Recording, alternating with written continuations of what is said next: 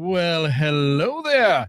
My name is Tommy, and I'd like to welcome you into the Garbage Chute, the Star Wars show that isn't afraid to deep dive and get a little dirty as we dissect and reassemble a galaxy far, far away. But don't worry, we're not diving in alone. Joining us in the Garbage Chute is our panel of Star Wars experts to help us navigate the sometimes murky waters of Star Wars fandom. Now, before we get started, we do have some spoiler alerts for you. So if you've not watched Star Wars Obi-Wan Kenobi Episode 4, then this is not going to be the show for you. So let's get around and get everybody in here today. Joining us from the Outer Rim territory of Boston, it's Daddy Louie. Hello, children. How's it going? Wonderful. Yeah? All right. Good. You're just full of energy tonight. I love it. Yeah. Woohoo! Joining us from parts unknown, looks like a, like a terror cell in Afghanistan. Where Brent? What up? How's it going? Another day. There you go. There you go. And from the far-flung reaches of Paraguay, Dundino. Baeshapa. What That means how are you doing? How y'all doing is what it means. We're doing pretty good. Thank you for asking. There you go. That's mighty nice of you. Mighty nice of you. All right, so we've got a lot to talk about tonight. We're going to be talking about Terra Senub. We're going to be talking about some New Hope tie-ins, Purge Troopers, the birth of the rebellion. We saw it. We saw the birth of the rebellion this episode, and it was very, very exciting. We've got our ratings and predictions, all that and more. Lots and lots to do. But before we do that, Daddy Louie is going to hit us with a recap from this week's episode. It's a good thing you have me doing it because I just watched it right like an hour or two ago. So in this week's episode, we see our favorite character, Mr. Obi-Wan Kenobi, and his new friend Tala come up with a plan to infiltrate the Inquisitor base in order to rescue Leia. They did some shenanigans. Obi-Wan got in, was able to get Leia, and as they were escaping, were chased down by some stormtroopers and a purge trooper, which we'll talk about in a minute. And then we see Obi-Wan really use the Force in that scene to save them. I won't spoil anymore in case you haven't seen it, but No. We've already issued the spoiler alert. The spoiler alert has gone out. So this no. Yeah, spoil it. Yeah, spoil it. He uses the Force to redirect an entire ocean. It's pretty badass. Yeah, that was hardcore. And then ultimately Obi-Wan and Leia do escape, and under a trench coat, by the way. And we'll talk about it. And we see Vader confront Reva at the end of the episode, almost chokes her out, and she gets him to stop by saying, "Don't worry, I put a tracker on them." And then at the end of the scene, we see Leia's little droid, Lola, her eye turn from blue to red. And so we assume that is where the tracker is. And that is how the episode went. All right. Yeah. Good episode. So we've got lots and lots to dive into. But before we do that, we like to rate the episode before we actually dive in. That way people have a chance to talk about what they liked and, like Daddy Louie, what he didn't like, because that's just what he does. He just likes to poop on every single episode. But we're going to start off with our guests for that this week. So Dundino, if you could rate this episode on a scale of 1 to 10, what would you give it and why?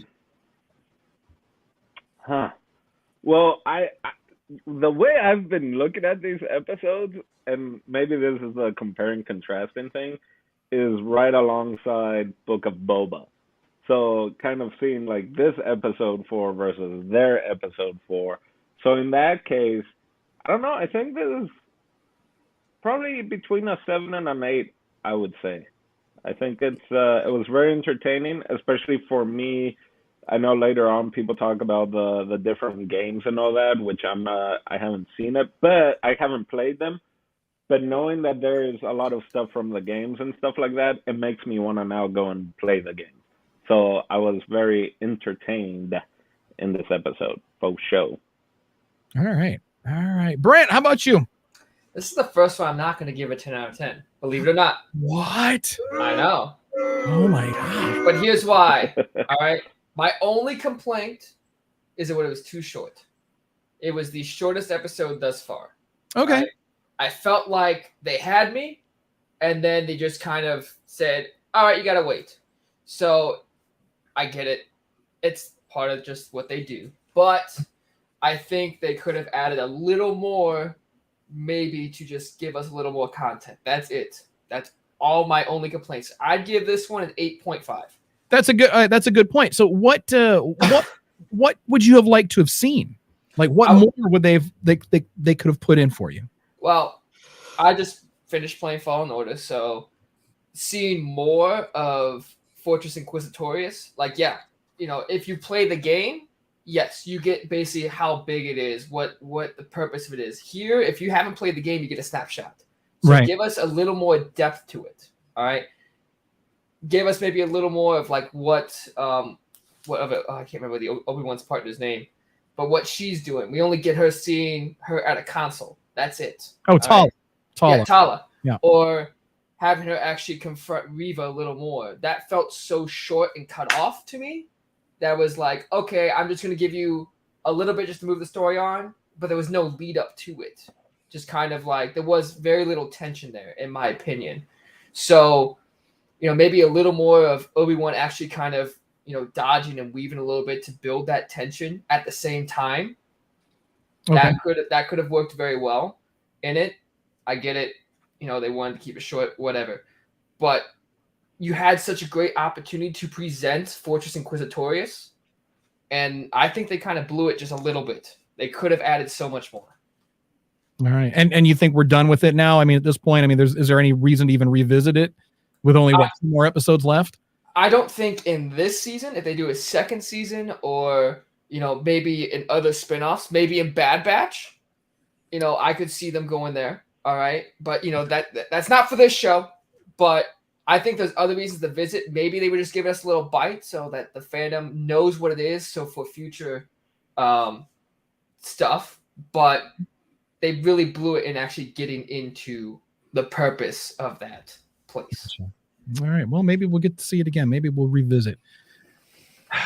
And, geez, Daddy Louie, I just see your face. I just see the anguish and the pain and the disappointment on your face. It's palpable. I can sense it in the force. Just how hard you're going to poop on this episode. Look at you're centering yourself. Some people think that I went into the show wanting to hate on it, and that could be further from the truth. Weeks 1 or the first 2 episodes, I gave a 4 out of 10.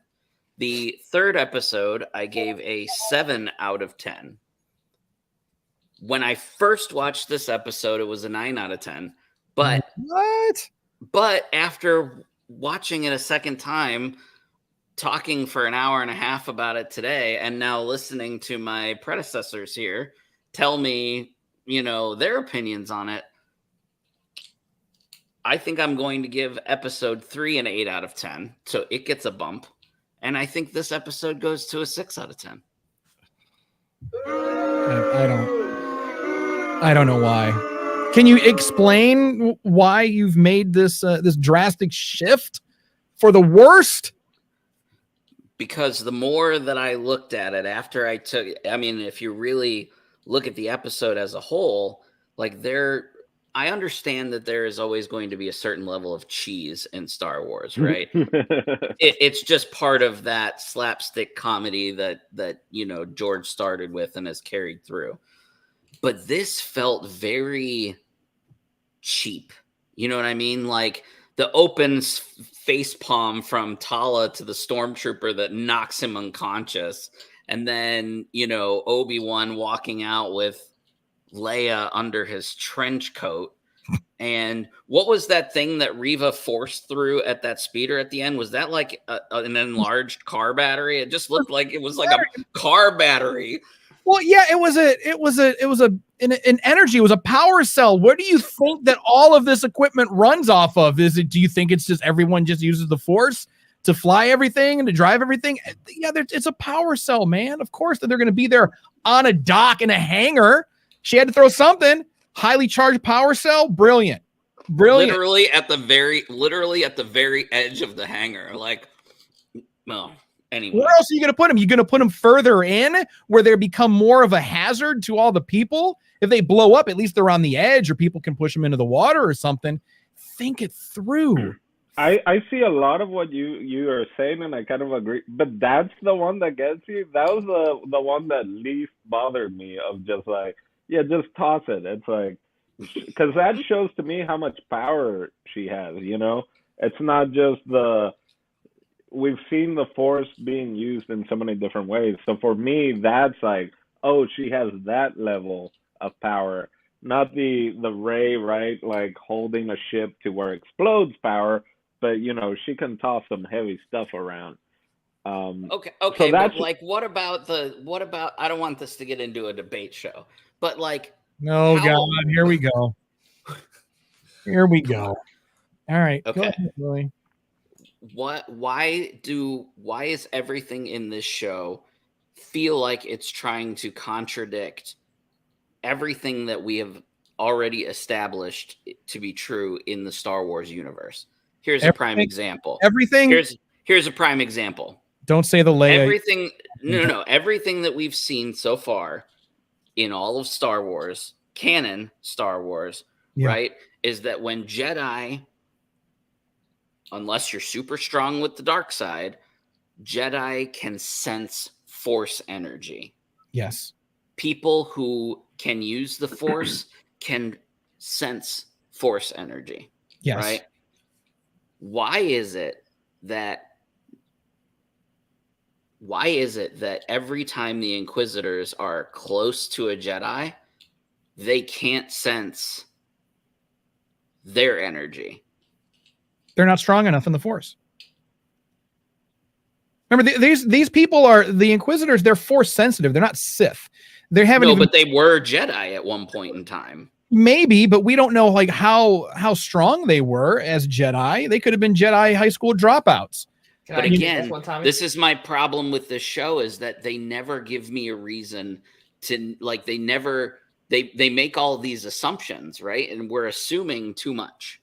If you're not going to give me all of the information about an Inquisitor, for example, like you just told me they're not strong enough. We don't know what level they're on. You told me in one line in the first episode, oh yeah, Inquisitors are people that once used to be Jedi. Okay, so now I'm going in assuming that that's the only thing I know. And so, of course, I would assume that they're all on the same Force level. I mean, why is it that it just doesn't make sense? But you know where you can find out? In the Obi-Wan Kenobi series novelization, which will be out soon for only $29.95. So if you want more, then that's where you'll go. Brent, you said you wanted to address that horrible, slanderous remark from Daddy Louie. So, and now mind you, I'm going a little bit off, but in the extended lore, especially when it comes down to like Fallen Order and stuff like that, you see the development of the Inquisitors, and what you realize is they're basically untrained Jedi. Most of them are former Padawans, so they are not as in tune. And purposely, it's said multiple times in books, Inquisitors are not meant to be as powerful as the Sith, because if they can overthrow Vader or Sidious, then the Emperor's plan completely falls apart. Right.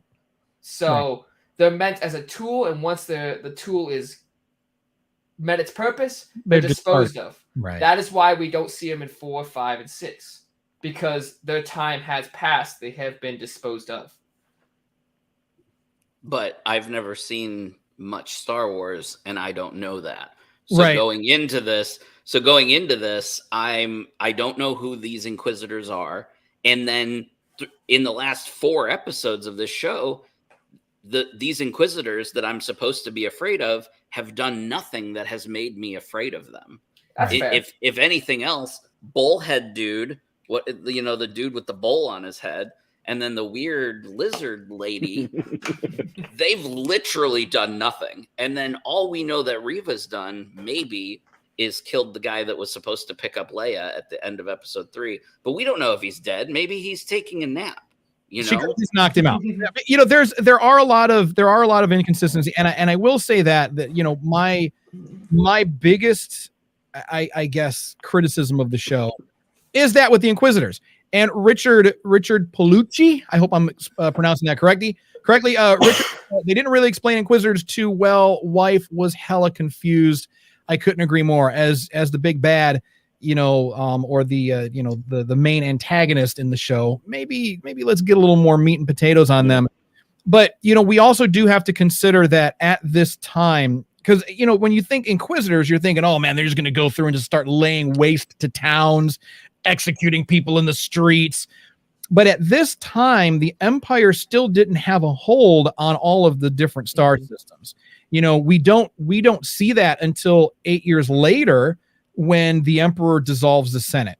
And that's only because they had the Death Star to keep, and Tarkin said that, fear of this space station will keep the local systems in line. So at that time, I guess they kind of had to be like a kinder, gentler, Inquisitor or Inquisitory force. I don't know how you would say Inquisition force, right? So instead of going through towns wreaking havoc and potentially sparking an early rebellion, they kind of had to play it cool. And they're saying, look, the Jedi left you behind. The Jedi, they're the bad guys. Just because we wear black and red and have blinky lights and chop people's hands off with red lightsabers, we're really here for you guys. We're here to protect you from the evil Jedi with the hippies in their bathrobes and their fun blue and green lightsabers.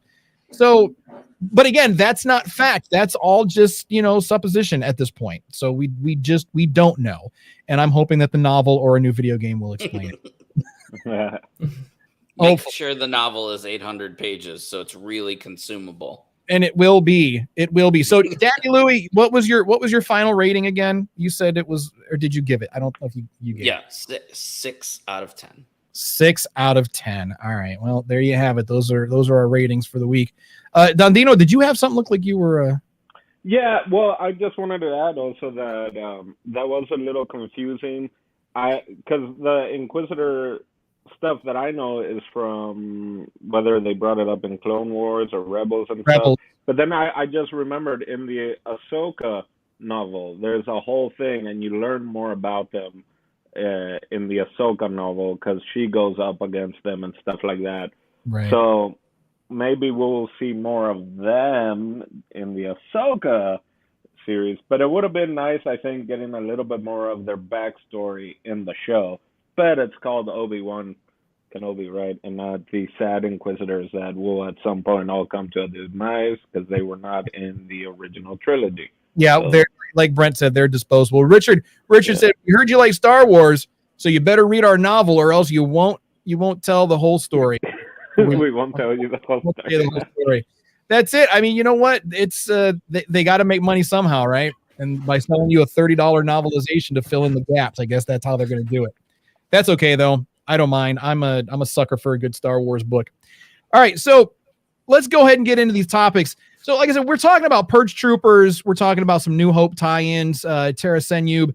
And Brent, you are going to talk to us about Tara Senub and those New Hope tie-ins. Yeah, so I'll start with New Hope tie-ins because it kind of leads into that.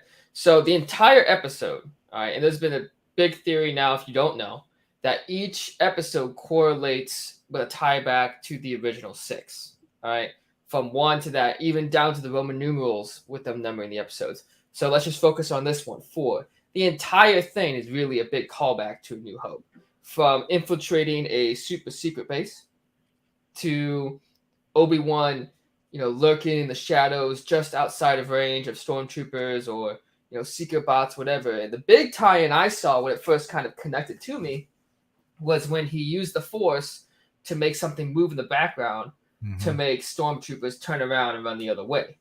that was the first big New Hope tie-in. And then as I looked more and more and more, I saw the comms that they were using was the same comms from New Hope. Right. Down to the way they escaped. They walked right into the hangar.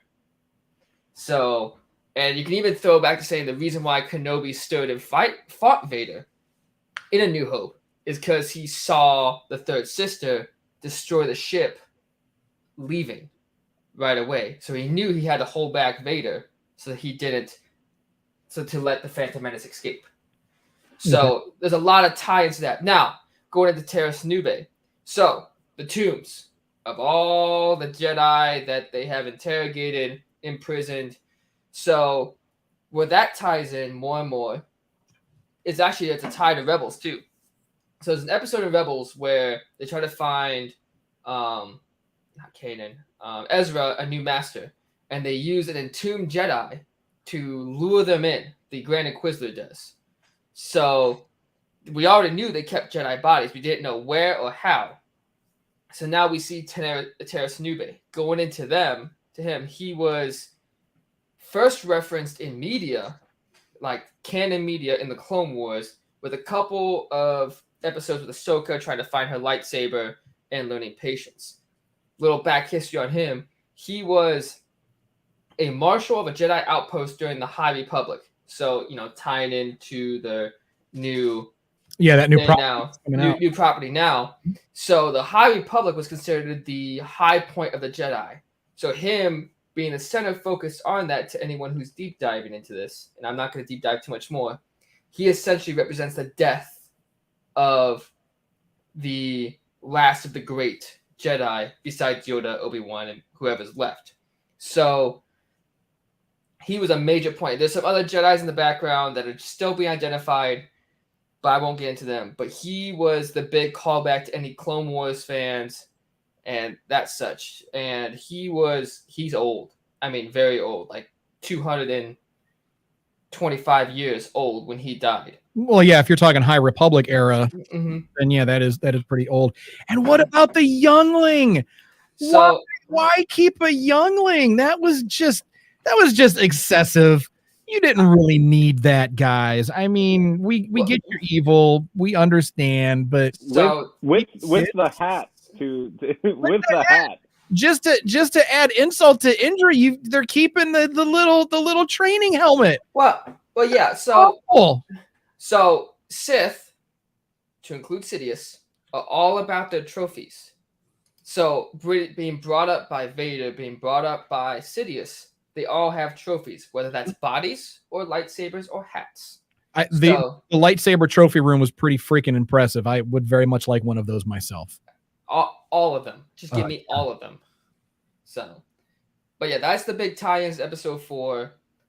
I'm waiting for next week for episode 5 because I think those tie-ins are going to be legendary. We'll talk predictions. Yeah. We'll talk predictions. Man, yeah, there were so many. Yeah, just all those little nuances that were in there. Although when Leia was strapped into the torture device, I thought we were going to get something similar to the one that Han was strapped in Empire. Like the way that it was, I thought it was going to start declining. Oh. But that you can also reference to now Leia's PTSD. She was actually showing pain towards that. She's been in those shoes. Yeah. Too. Yeah. So, and I have a question for you guys.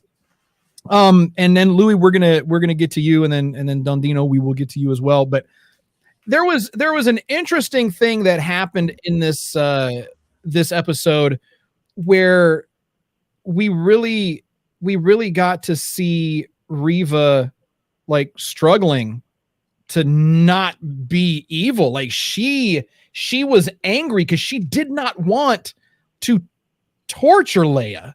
Like you saw that in her face and the way that she reacted. She didn't want to do this to a kid. But at the same time, she's willing to do whatever it takes. I didn't see that she didn't want to do it. She was putting her insecurities towards Leia. So I think it was more of a struggle that she had with the Force, with Jedis and everything. And, that's the whole idea. What is her end goal? Is it just to become, basically, is it to take over Darth Vader? Is it just to be higher up? Is it to burn everything to the ground? Is it going to be one of those things that then, Right. but I didn't see that she struggled. I thought that was part of the mind games of her trying to get Leia to kind of open up, right? Because she had Felt like there was had a hesitation on her part. but oh, really? I guess I didn't see it that way. Because then when she was in the town and she's chopping off hands and all that, then she's like, "We are the good guys, right? The Jedi have left To be you." fair, it was an old lady. She's on Tatooine. We know that she can go to the mod shop and get some new stuff. Get all hooked up. We already know. Go to the Mos Espa mod shop. You'll be right over. You'll be right as rain. But does the tank also help with that? And then she can have her back flashbacks. Yep, a little. Well, she'll show up in Mandalorian season 3. Watch, I'm predicting that right now. But she did. It's just Reva really. She hesitated. She was angry. She was like, just talk. Confess. Say something. She didn't. It didn't feel like she wanted to do it. So. Oh, and I guess with Mr. Daddy Louie, you were talking about the feeling the Force. I thought it was more of like she couldn't crack her because she was feeling like she couldn't crack her because of the Force. Like that there was some sort of, I thought she was going to maybe recognize something there when she was trying to talk to Leia into saying stuff, and it's just like, she's too strong. Was that just me? So I personally think the reason why she didn't go full ham on her is because she still is the daughter of a senator. The Grand Inquisitor made a comment. You kidnapped a senator's daughter. And the only thing she responded back was, "We have done worse." But now there's political implications that now can come back down on top of her. Right. Like they're still very much being held in check. And we talked about this in our chat earlier today too. Vader himself is very much being held in check because when we see him in episode 4, he answers to Tarkin. He answers to Tarkin. Tarkin says, Vader, release him. He's like, as you wish. Tarkin was calling the shots. Vader is not high ranking. He is not the Emperor's right hand at this point. He becomes so later on, as we know, but at this point in time, he's not. So he may actually have explicit orders from Palpatine to not destroy and, maybe even to not kill the Inquisitors, because he could have tore Reva up. He killed the second sister 5 years prior. Well, yeah. Without a hesitation. Well, there were some mitigating circumstances there.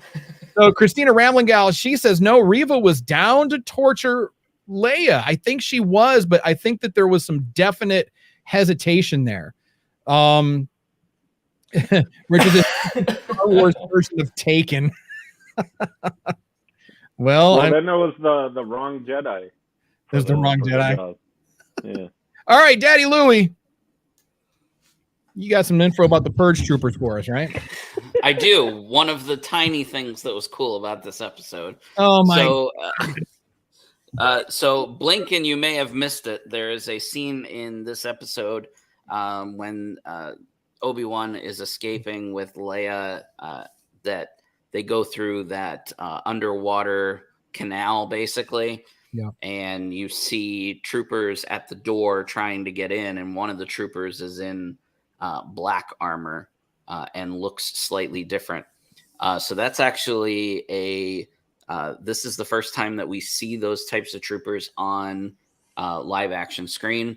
They actually originated, I was wrong earlier, they actually originated from Star Wars Unleashed, and then are seen again in what is it called? Fallen Jedi.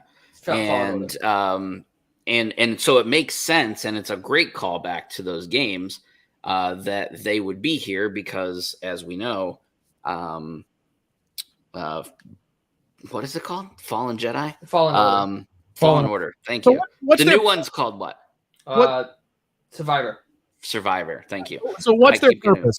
I mean, I feel like, it's in the name Purge, the Purge. Sure. They, are they specially trained or equipped to fight Jedi? They are, and they are specifically placed with the Inquisitors for that reason. So what makes them different from a regular trooper is they're larger in stature. Some of them can be twice as tall as an average human. So they're basically massive. We don't necessarily see that here, but in the show, but they can be. And their armor, the reason that it's black is because it's made different, and the different material that it's made out of basically does a better job of reducing damage that's dealt by lightsabers. You know what I mean? So they actually what is that? Oh my God. Is that cortosis? Is it cortosis? Yes, you're correct. Okay. Cortosis. Yeah. Yeah.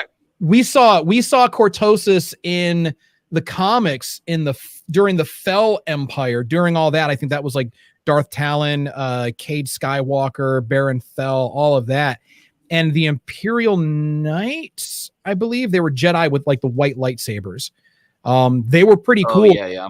They're what is this called? A vambrace? What is it? The forearm armor that you wear. Right.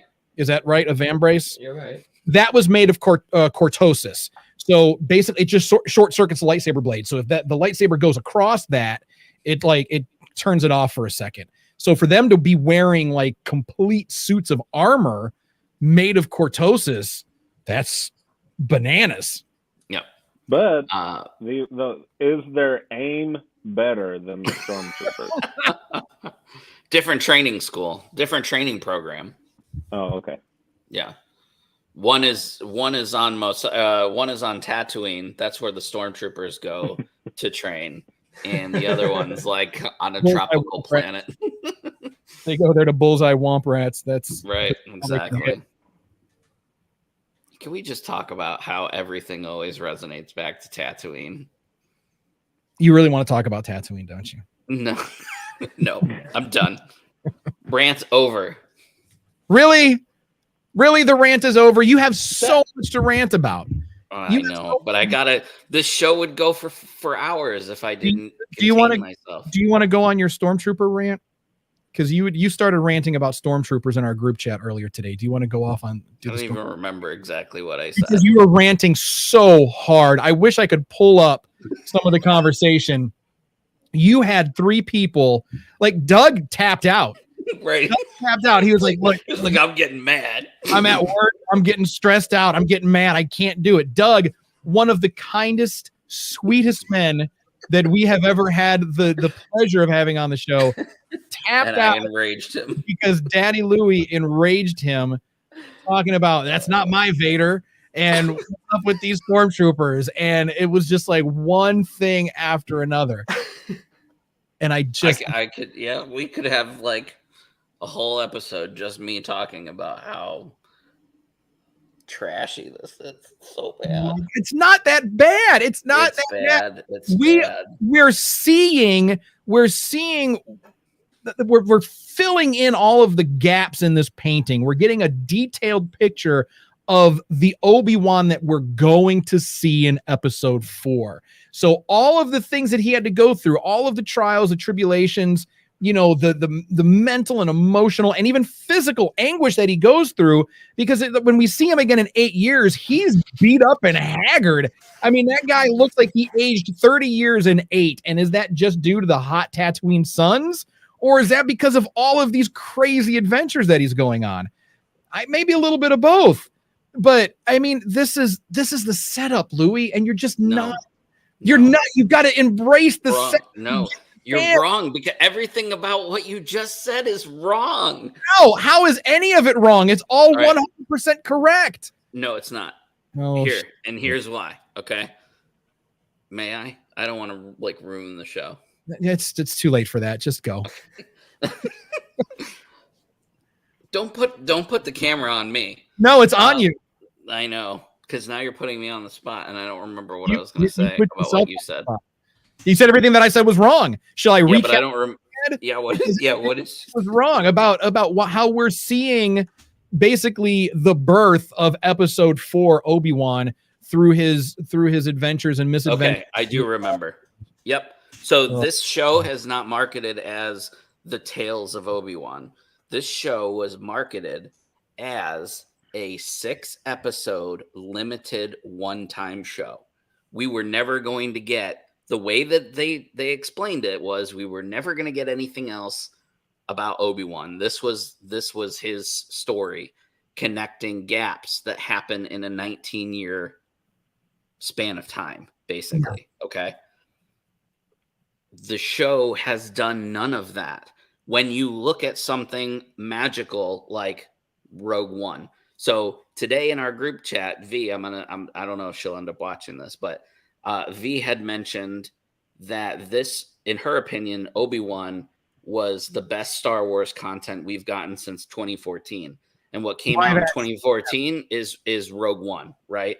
So I'm comparing Rogue One to this show when it comes to filling gaps and closing loopholes and maybe even fixing things that you needed to retcon years and years ago. And they did it in individual scenes in a 2-hour movie.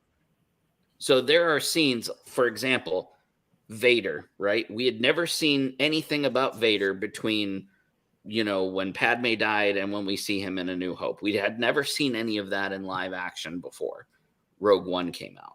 And in one scene, the connection was pretty much like filled, right? We see what Vader was. We see what Vader was in Episode 3, and now we see what Vader is in Episode 4. How did we get from there to there? Just look at how badass he is at the end of that movie. That kind of, fills that thing in our mind of, how did Vader get so, or when did all of this happen? And you see how powerful he's become in just one scene. The birth of the Rebel Alliance, we see a lot of that, obviously, in Rogue One. You're fixing things like, how could they build this giant battle station and have this small exhaust port that could blow the whole thing up? They fixed that gap. They fixed things that didn't make sense about things that they made in 1977. But they don't need to, because everything in A New Hope makes perfect sense. No, it doesn't. It's a flawless piece of cinema. No. And everything that's happening right now is giving us more insight into Ben Kenobi, the Ben Kenobi that we're first introduced to by the masterful thespian Sir Alec Guinness, who you cannot besmirch. He did a fabulous job. No, I won't. And Ewan is doing the same thing. He's getting us there. They're bridging that gap.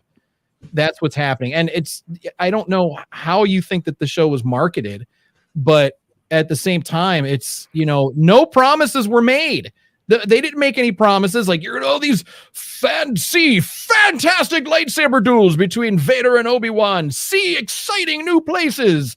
These weren't promises that were made. It was just, Obi-Wan Kenobi and some of his adventures with dealing with the kids. I will say, I think for me personally, if it weren't Ewan McGregor, I probably wouldn't be as invested or just stayed along with it. What about Zach Galifianakis as Obi-Wan? Well, yes, I would. No, but but I'm just saying, like, I have such Skywalker fatigue, right? We talked about when we were talking about Book of Boba and even Mandalorian and all that. It's like, please, can we see some different story? But Ewan McGregor, we are. So you said Skywalker fatigue. There's hardly any Skywalker. There's a little bit of Leia. There's been a little bit. Leia. She's only a little bit. She's only a little bit. But remember, Star Wars is the Skywalker saga. Everything connects to the Skywalkers. Nothing, even Obi-Wan. Even though we're talking about Obi-Wan, and Louis, you brought up a valid point. you want more. If this is about Obi-Wan Kenobi, we should be seeing more Obi-Wan Kenobi. But even Obi-Wan is a vehicle to get us closer to the Skywalker family. And that's what we're getting now with him and Leia. And I don't think that's what people wanted. And I think that's why there's disappointment. Yeah, We didn't want a stronger connection with Obi-Wan to the Skywalkers. We didn't even know Leia was going to be in this show. And we only saw Luke for like 0.2 seconds. What I wanted to see was his relationship with the Lars family. I don't want to talk about the Skywalkers. I want to talk about the Lars family. Oh, we got that conflict. We got that for 5 seconds. Yeah, we got in the first episode. Owen roasted the shit out of Obi-Wan, which was one of the best scenes of the show. And we got to see Owen being a badass. He stood up to Reva like hardcore. He's like, what you got? And what more do we need to see? Because he roasted Obi-Wan and then somebody roasted him. Literally. Later on. Right? I kind of agree with Daddy Louis. I just feel so dirty calling you Daddy Louis, by the way. But it is your name. So don't do that. Don't encourage this nonsense.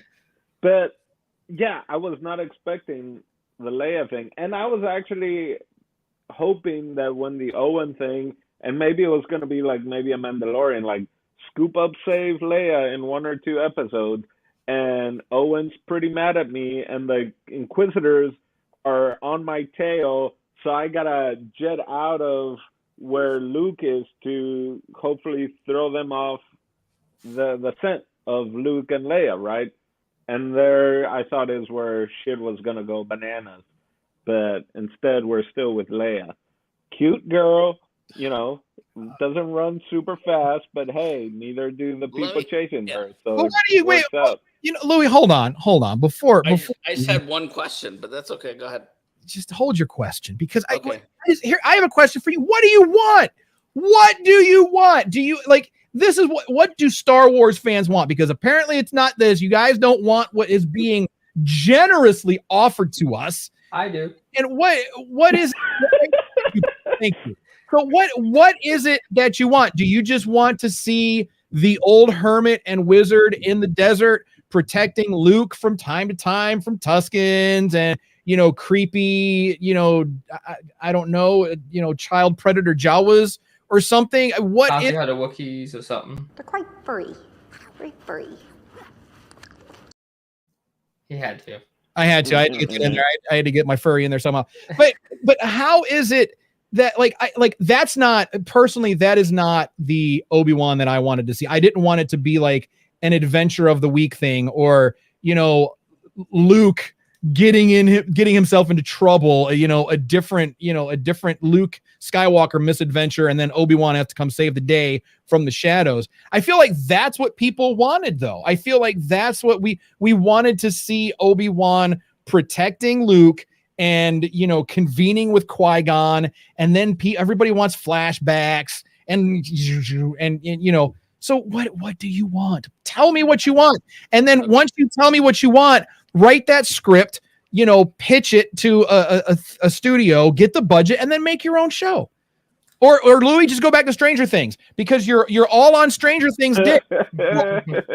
Stranger Things, because then just go back to the Upside Down or the Inside Out or whatever, the Topsy Turvy, whatever it's called. Just go back there. Can I make one comment before we close this up? Yes, please, because Louis had a question, and I'm generally afraid to find out what he's going to ask. Okay, so what I expected, and I actually wanted this content, was a broken Obi-Wan. That's what we got. Yeah. All right, and I think putting Leia in there was genius. One, it filled a plot hole. You served my father during the Clone Wars, and they referenced that in the first one. Yeah. All right, and through helping her, you see more of his broken self. Yeah. Every time I see you, I see her, and I sometimes see her mother. I'm gonna cry just saying that. Heartbreaking. Heartbreaking. All Heartbreaking. right. And everything that he's doing is a reflection in his failures with her. He's redeeming himself through her. I expected that maybe through Luke, but I'm okay with it with Leia. Why? Because I'm seeing the broken Kenobi that where 8 years later in Rebels, all of a sudden we get the Zen guy who destroys Maul in 2 swipes of a sword. I see that progression, and that's what I wanted. That's what I expected. That's not what the fans wanted, but that's what I expected. That's why I still have a love for this series. And I think Tommy's with me on this one. 100%. 100%. Daddy Louie, you had your question. Don Dino had something to say too. My question is the answer to what it is that is. My question is the answer to your question. Your question so was, wise. what do you want? You're so wise. I know. My question is also the answer, Jedi. Okay, here's my question. Yes, please. Take everything that we've seen in Obi-Wan so far. Yes. Take Reva out of every scene that Reva is in, Right. and replace Reva with Darth Vader. Why? Why would you do that? Why not? Because that would be dumb. Why? Because first of all, at this point, Vader is, while he's not a shot caller necessarily, he's still way too powerful at this point. And I think for him hunting Obi-Wan, and for him, because really, if you were to replace him in every scene, like replace Reva in every scene with Vader, there would be a lot more bodies. The body count would be a lot higher than it is. Yeah. And Yeah. Leia, give the me a connection reason with Leia wouldn't work. right? There would be no connection with Leia, and Leia would probably be dead. Vader would torture her to death, or have her killed, or have her thrown into the garbage chute, because Vader gives zero fucks. He is obsessed, and he is currently, Vader is obsessed with destroying Palpatine, and he's going to do anything in his power to get there. But he's not a politician. He needs Palpatine right now. But we know that Vader is obsessed with getting revenge on Palpatine, and he's still trying to figure out ways to commune with Padme. I mean, you want to talk about a broken man? Anakin is a broken man. He's also trying to kill any remnants of Anakin, and that is pretty much the sole remnants of Anakin.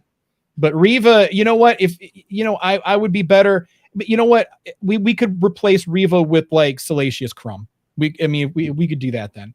How's that? I like her though. I mean, I don't mind the character. I'm just saying, like, this show gives me no reason to care about anybody other than Obi-Wan. And you don't even care about him because they're ruining the character. You're heartless. Then write your own Star Wars movie.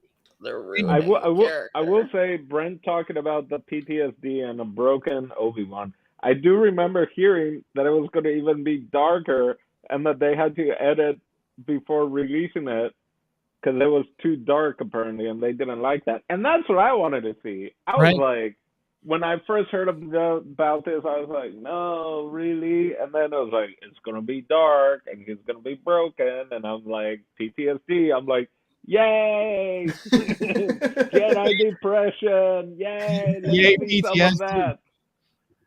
So, I think that I think we'll be in for some surprises coming up in the final 2 episodes. Look at Louis' face. I just can't. I cannot with Louis' face. We're going to wrap up here shortly, but I did want to pose a question to the panel, online, and Louis as well. We're getting a lot of not my Vader. Vader was too easy on Reva.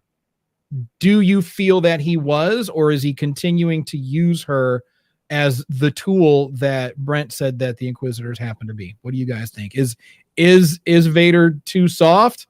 I say no, because he snapped some kid's neck and he tortured Obi-Wan, but he let Reva live. Why? Twice. I mean, that would be the only reason why not my Vader, I guess, because he did let her live, I guess, the second time around. But he must have felt something, and then when she said, I put a bug in there, isn't that what I saw was that then everyone was like, that's where Vader got the idea for that. So that's how they're tying in a lot of things where with A New Hope and stuff of like Vader did the same thing. I don't know. I thought this shows. I don't know how kids still like Vader. I don't know how Disney and all of them are able to market Vader and Anakin. He's killed kids. He's choked everyone, and that's just like he's killed. You know, he ends up killing his best friend, father figure. He kills his wife. Yeah. So I'm just like, this is showing him worse off than we've ever seen him. Well, no, killing kids is pretty bad, but yeah. So yeah, that's frowned upon in most places. I think he is our Vader. Yeah, look, all right. He's not my Vader. Oh, Okay. Why? Don't just say it. Why is he not your Vader? And where did you lose him? Because you said that in Rogue One. Yep. That was Vader. And I agree with that. I think that was the Vader that we all wanted to see. He was fucking people up. You know, thoughts and prayers to ceiling guy. Vader did not have to do him like that. That was not that was just extra. You did not have to do ceiling. Now you're just showing off with ceiling guy, thoughts and prayers. We need to put him on a t-shirt. But where did you lose him then? He's still the same Vader, probably even more so. He snapped a kid's neck. And he dragged Obi-Wan through fire. How is that not your Vader? And we see him, you know, snap the necks of Imperial officers in episodes like 4, 5, and 6. He's just choking everybody out. Because he's getting progressively angrier. I mean, He was so angry he killed a bunch of kids. I don't think you get progressively angrier than that. No. He killed kids out of love. That's what it was. He was trying to save Padme. We know that he was scared. There was no pain in his eyes when he lit up that lightsaber to kill those kids. We never saw his eyes. We just saw the eyes of the children. But when we do see Anakin on Mustafar, single tear. He knew what he did. He didn't want to do it, but he was doing it for love. Anything to save Padme. Anything to save Padme. What is this right here? Yep, he kept one to store in a tomb. Yeah, there's that youngling in there too. But no, but now Vader's got no more love in his heart. So he's just, and then seeing Obi-Wan again. Then why didn't he kill Reva? It doesn't make sense. Because you know what, Richard said it right here. He's using Reva to do his work, working smarter. Work smarter, not harder. Use those tools that you got.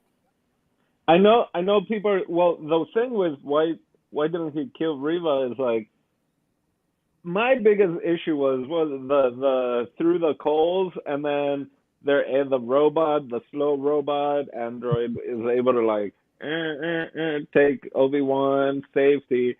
And it's like, we just saw Vader throwing him around like a rag doll and like through the flames, and then there's a little dust or whatever. It's like, come on, you can tell me Vader can just like he could have parted the fire with the Force. I think that he could and brought him back. Out. Yeah, I agree. Brought him back towards him, you know, like Scorpion. But maybe bring him back to him. Maybe Vader's like Frankenstein, you know, he has a fear of fire. You know, I mean, that's entirely get away with that. People are saying that. Get out of here. So Tony says, so I have an issue. I have no issue with Reva, except at the start of this series, she was obsessed with Obi-Wan. Then she has a chance to kill him, and now she's more worried about the entire Resistance. Yeah, that's a good point, but I think she might be playing. She might be playing to Vader's desire to wipe the Resistance out. I think Reva's very cunning. I think she's a survivor, clearly. So she's going to try to, you know, do and say whatever Vader wants to hear. So, you know, yeah, but then also, you know, she did say nothing is more important than Obi-Wan. Like when, you know, because the other Inquisitors were giving her shit about that, about, you know, following, you know, the tracker or whatever.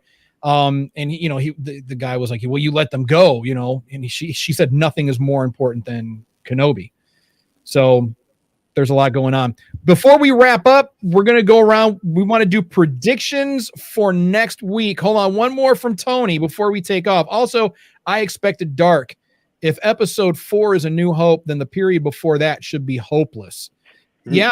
And that's a really good point, because when we do find out about, the Jedi, this whole period of time is referred to by Obi-Wan as the dark times, these are the dark times before the Empire, So, but again, maybe that's because Disney didn't want to go too dark with it, but I guess chopping people up and laser fencing, and decapitating, I guess that's okay.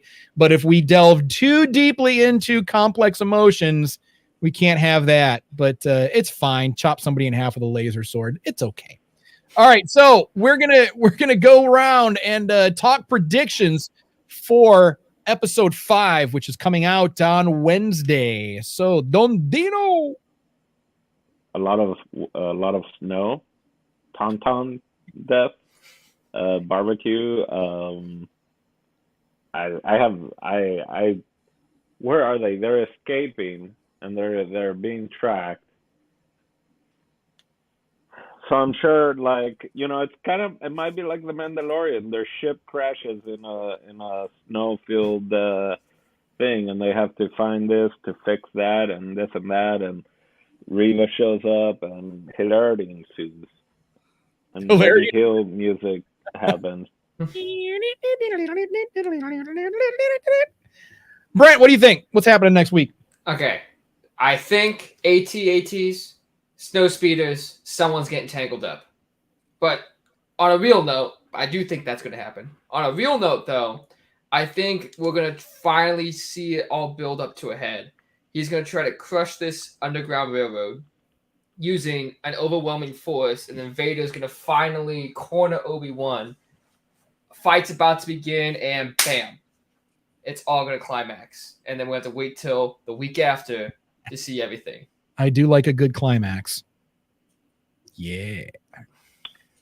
Can you repeat that again, Brent? Sorry, of the about the climax, that part. Did you want to have him talk about right before the climax clouded my Okay. what you just said. Okay. So no one likes a cloudy climax. No, that's terrible. No. So Vader's going to track him. The Underground Railroad where all the Force users come, all right, and go. And Vader's going to follow that tracker back to the origin, because Reva did say, if we find the hub, we can stop this now. Yeah. All right. So it's going to track him to the hub. You're going to see a Star Destroyer land with AT-ATs. They're going to try to fight to death, and Vader's going to come in. Or, actually, I think Reva's going to come in, lose to Obi-Wan. Or about to lose, then Vader rips her apart and says, "Get out of my way. He's mine." And then episode ends. Fight ends up on episode 6. That one's going to be good. All right. Daddy Louie. It's just the look of excitement and wonderment. You're like a child at Christmas.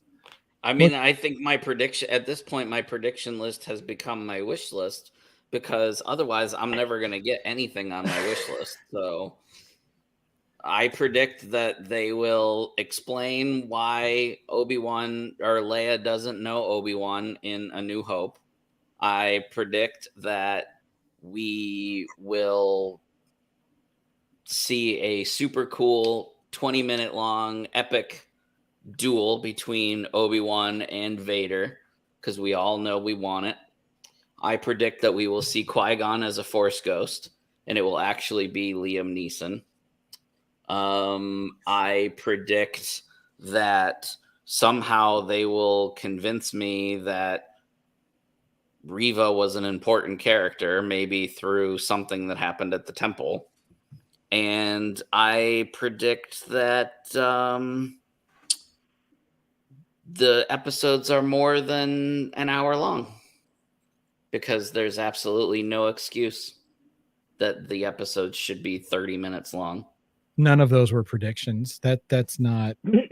I just don't like. No, I predict all of those. Yeah, things. the Reba. I think if there's gonna be a flashback, I think it's gonna be Reba as a little girl and Obi-Wan like leaving her behind, like, sorry kid, and she stays in the, in the temple, because Obi-Wan's like, yeah, we're done, can't help you, kid, and then Anakin gets her. So I think it's gonna be something like that. Because then she's going to be even more mad, like, who the hell is this Obi-Wan helping this little girl? I was a little girl and Obi-Wan didn't help me. You know. Yeah, and I think that's my prediction too. Yeah, we're dealing with issues. No, I agree with that. I think that's why she's pissed off, is because her and those other younglings that she was trying to escort, she's probably the only one that got out, potentially. I have a question. Does everybody here in the panel think that they can wrap up the show satisfactorily if the next 2 episodes are only 30 minutes each? Raise your hand if you think that they can close this story satisfactorily without giving us longer episodes. I have been nothing but satisfied since the opening moments. So if the show ended right now without further explaining anything, you'd be cool with that? I'm perfectly fine with that because I'll read the book or wait for season 2. You're such a liar.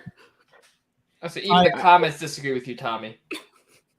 Even if they're 2-hour episodes, I don't think Mr. Daddy is going to be happy at all. He'll never. Unless it's an hour saber fight and a John Williams soundtrack behind it, I don't think Daddy Louie will ever, climax out of this one. No, I think that's half the problem, is that Daddy Louie has not climaxed in quite some time, which is why he's so right now. I think that's an issue.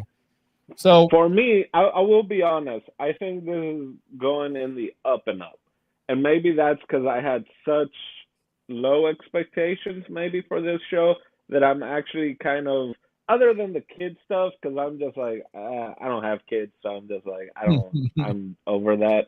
But other than that, I feel like this show is intriguing, and I'm interested in what happens next. Whereas with Book of Boba, I was just kind of like, I guess if I want to talk to these people once a week, I should probably watch the episode. Well, Book of Boba was like a tiny step above Bad Batch for me, but we will not get into that. We don't have time. But my prediction for next week is, or at least some point, I think that we were like Richard said, even if you have kids, we're over it. I think I want to see Boba Fett in the episode disintegrating something or somebody. I want that needs to be in there because that's where we first get that line, no disintegrations.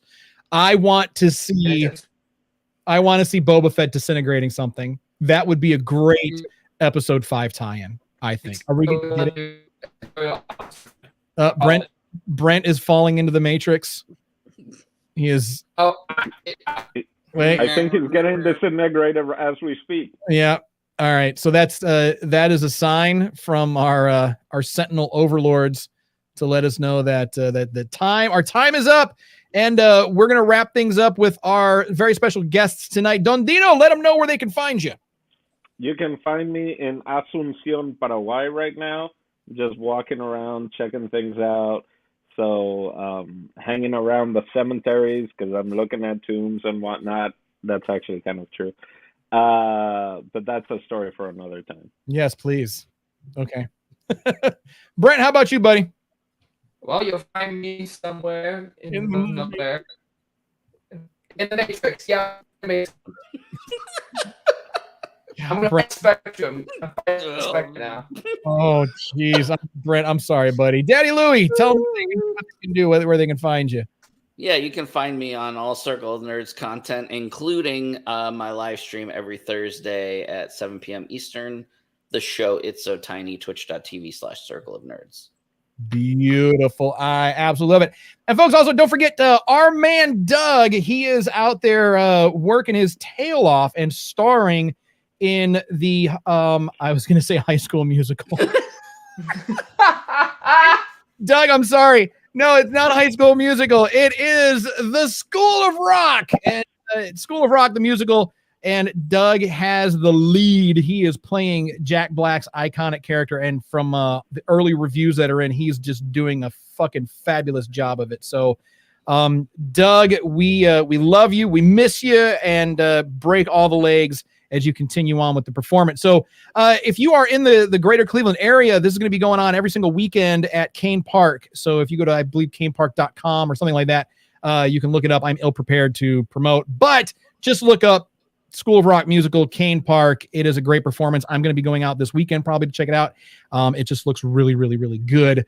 So, and of course, if you'd like to follow us and see more of this stuff that we're doing here with Circle of Nerds, all you have to do is follow us everywhere on social media, to include Facebook, YouTube, Instagram, Twitch, Twitter, TikTok, everything. And if you want a little bit of extra content, head on over to patreon.com/Circle of Nerds. And that kind of helps keep us ad free. So every little bit that you want to donate to us, it is very, very helpful.